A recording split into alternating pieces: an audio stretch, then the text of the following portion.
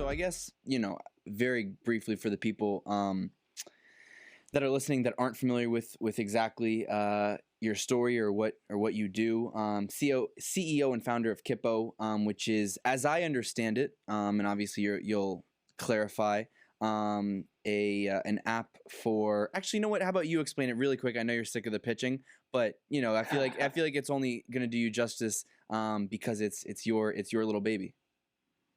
Yeah, absolutely. I mean, in short, Kippo is a fully immersive virtual experience for people to basically hang out with friends and meet new people. The angle that we're taking right now is that we're a dating app for gamers, is how we pitch it. Very clean and simple.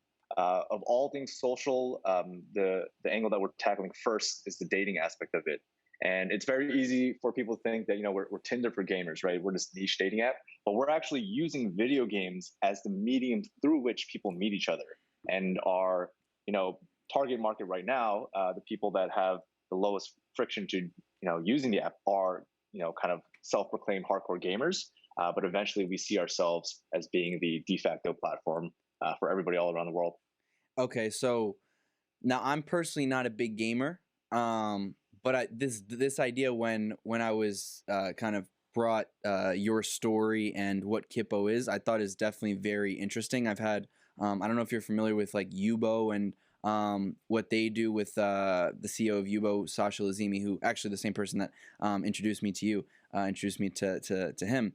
But there's a lot of these different apps these days that I think are just really interesting as to how people are connecting that are other ways from the traditional Instagram, Facebook, all that stuff. Just for you, why is it that you picked the gamer world and gamers in general as your target audience, and also where did this idea kind of sprout from? I guess to be the quote unquote, I guess some people refer to you guys as the Tinder for gamers. Where did that kind of stem from? Yeah, so why gamers? That's a good question. Gamers are the power users of the internet, basically, is how I like to think about gamers. Gamers pioneered a lot of things online way before everyone else was on board.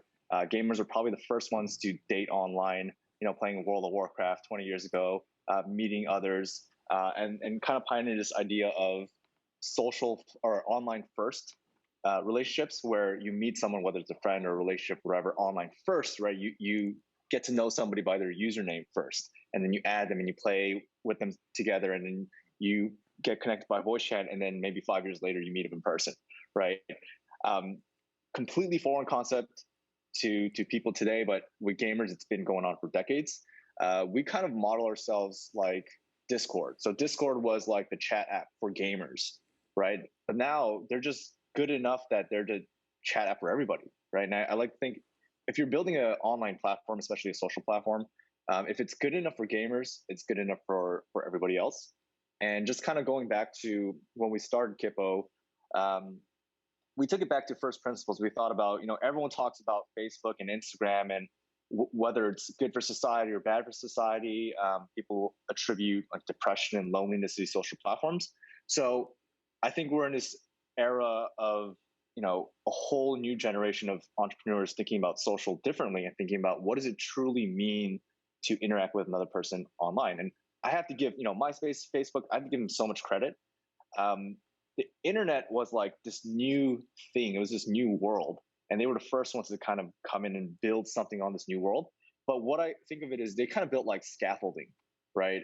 It like kind of works, but it doesn't actually accurately reflect how humans interact in person. So there needs to be this new generation for people that really, really think about what does it really mean to interact, to exist on the internet, to have an identity, and to meet other people. And that train of thought eventually led to Kippo. Now, first of all, were you or are you a big gamer?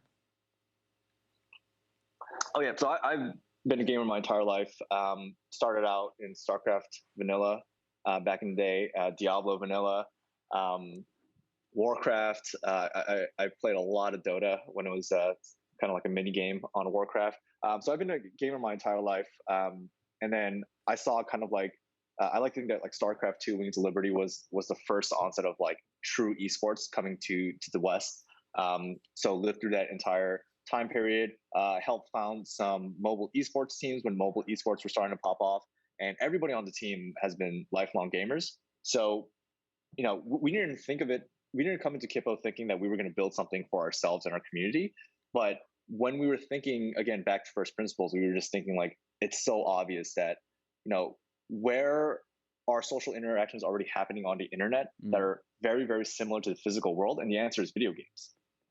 Now, when you first had these, I guess, initial thoughts or conversations, who were they with about, this idea? Oh, it was with anyone who would listen. It was anyone who would listen. Honestly, I had this idea for a really, really long time. Like the seeds of this idea, probably 5 years before Kippo. So and about 2014 range?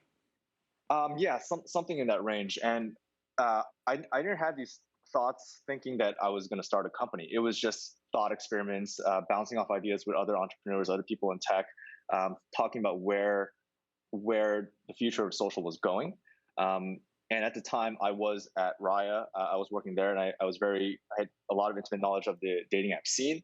And one of the things that really struck me was like, how has there been like little to no innovation in dating apps since Tinder came out in like 2012, right? So yeah, it was just kind of like a thought experiment at first, but this is what it evolved to.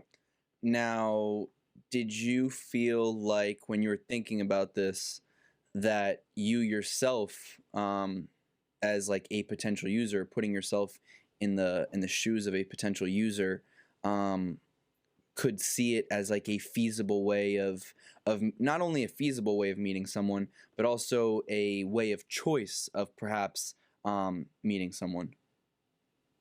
Yeah, not only a feasible way of meeting someone, but a better way of meeting someone. How so? Right.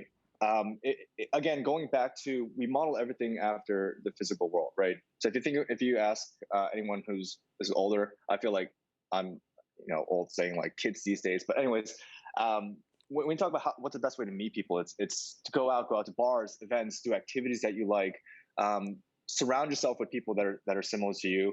And in these environments, you'll organically meet people. Some of these will turn to friends. Some of these will turn to business partners, workplace acquaintances, and some of them will turn into romantic relationships. Right? It's kind of this organic sense. And if you think about dating apps now, dating apps, the swipe left, swipe right mechanism is kind of touted as like the going out to a bar, but it really isn't. It's actually very similar to going out to a speed dating event at like some random high school cafeteria with like folding plastic tables, and you just go around.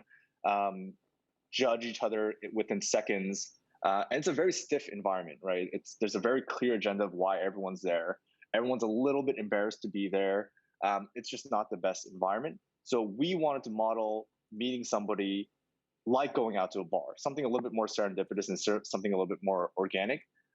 We're really pushing this concept of social dating at Kippo, where it's so weird to have friends on a Tinder, for instance, right? But it's not weird to go out to a bar with friends and talk to girls, right? That's completely normal. So social dating is inherent in human beings and in society, but for some reason on the internet, it's just such a foreign concept. Thank you so much for watching this video. If you haven't done so already, please make sure you like the video, subscribe to the channel, follow me on Instagram at felix.levine, and if you have something to say, please leave a comment.